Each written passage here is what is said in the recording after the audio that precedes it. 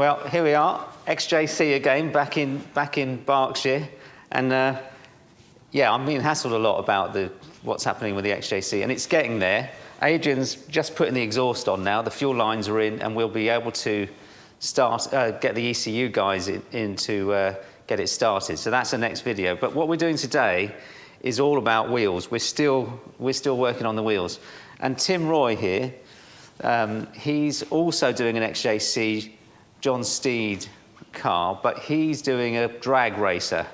But wheels are the same sort of issue, and my brother's doing an XJC John Steed Replica 2, so that's the same wheels. So let's have a look at what Tim's managed to do in the last few months. Tim, what have you got there? Okay, so we managed to get a 3D, a file for a 3D print file, sorry, from a chap called Mitch, who's got an original wheel. So from that, we've sort of rescaled it ever so slightly from a 16-inch down to a 15. Because we couldn't get 16-inch tyres. Because we can't get the 16-inch tyres. We would have both preferred to have had a 16-inch wheel, all of us would have, but...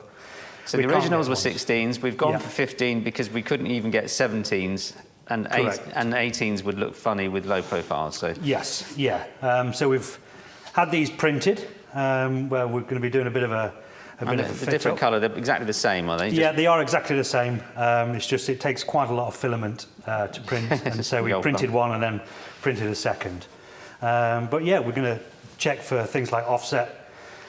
Sort of general space around these tyres, make sure we're happy with them, and if we need to make any adjustments we can, and then from that we'll contact the foundry again to see where we're going from there. Exactly, because we've got these tyres from Vintage Tyres down in Hampshire, and they're basically really fat 15-inch old-fashioned looking tyres, which suits your drag racing as well, doesn't it? That Absolutely, sort of thing. It does, yeah. But so we're kind of working backwards from the tyres. Do the tyres fit well within the arch? And they appear to, don't they? I don't know what everyone thinks. My opinion is that they do, yeah. Brilliant. So from there, can we put those in there just to see if the offset's right on those wheels? Is that possible? We can, because there's not much weight in the car. It's actually put the hub kind of in the wrong place, but we can still get can I lift a good idea. No, because what it'll do, it'll get the hub into the right place for the wheel, for the tyre. Right. But then the tyre will be miles away from, of course, from the car. Can't really see this, but we're just trying to make sure that the offset is right, and I'll take some stills of it afterwards to show you. Yeah.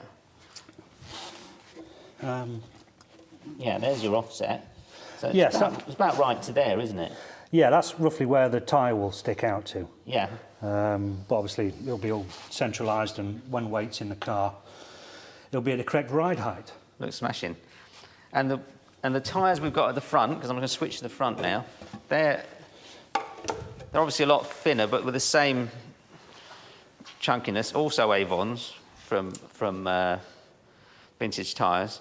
And again, I think the offset's going to be right on that. It's hard to tell, though. It's really hard to tell. And we might need spacers, but I'd rather need spacers than the other way round, where we need to change the wheel and everything. Yeah, sure.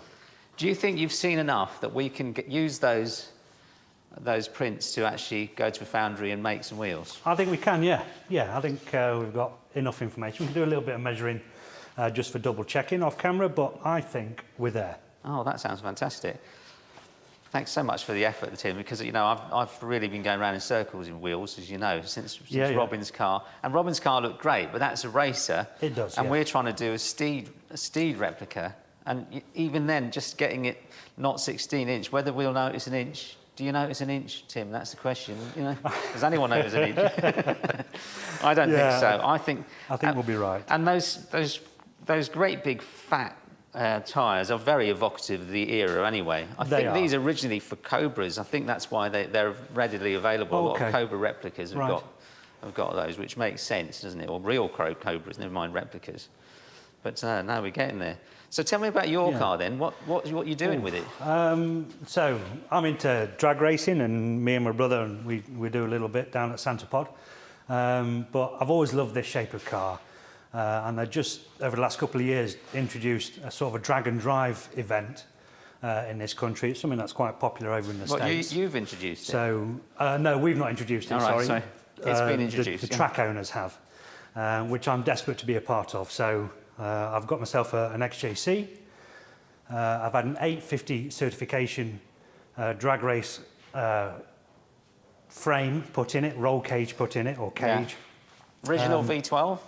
So the car was originally a 4.2 Yeah. 6-cylinder. Now it's a V12. We've kept with a turbo hydraulic or the TH400 gearbox, because it's a popular gearbox in the States, so there's loads of tuning parts for it. It's a really strong gearbox. So yeah. So that's automatic? So it's an automatic. For the drag racing? For the drag racing. I've changed the rear axle, so I'm going with a more drag racing specific rear axle, so I've not got the inboard disc issues or the common thing for these. Yeah, so a different rear axle, cage, big powerful engine. And you've got a fiberglass front end, have you? Yeah, just about every panel is fiberglass. So the bonnet and the wings are all one piece. That'll come off in one piece. Is fiberglass. I've got fiberglass doors and fiberglass boot lid. And are you going to paint it as a Steed car? How are you going to paint? What colour? I'm not too sure. I know I want a vinyl roof, so I'm definitely having a vinyl roof. But other than that, I've not made my mind up quite yet. So you're going to make it like a sort of a vinyl roof Steed replica that does an order 60, and what do you reckon it'll be? Oh, I'd be disappointed if it's any slower than 5 seconds. So I would hope to be 3 or 4 seconds. Yeah, and as far as this thing, you've got to be able to drag race it at Santapod, then go north somewhere. Yeah, drive it on the road, obviously completely legally. So it has to be road legal. It has to be road legal, taxed, insured. Drive it up to Melbourne Raceway near York, where you'll do an 8th mile no prep race there, so there's no glue on the track. Do your race there and then drive back down to Santapod. Oh, it's another world, this drag racing. But that's such a great idea, because by making it road legal, you're kind of, it has to work. It has to work, and it's testing reliability, because everyone, people can make a fast race car, and they take an awful lot of maintenance, but making a fast race car that will do hundreds of miles or sat in traffic, sat in a traffic jam, it's got to be reliable. So. Will you have to wear ear defenders when you're driving up the yeah, M1, you would, you would, yeah. Are you going to put leather interior in? No. Yes, I've got a bit of a more modern pair of leather front seats, but that is as far as interior goes. All right, I can't wait. Can I do a video on that car when it's on the road? Yeah, that'd be great. We'll sort something out. And thank you so much for the help with the wheels. I mean, that's 3 of us getting these wheels, so it's going to be great. But I'm sorry this whole thing's going slow, everybody, but we're really enjoying it, and it's really on the point of being started soon. So that's going to be interesting to see this car running. It's going to be great. And my brother's car, which is going to have a tuned 6-cylinder, that's going to be cool to see as well. But that's another story. But thanks again, though, Tim, and thanks for watching.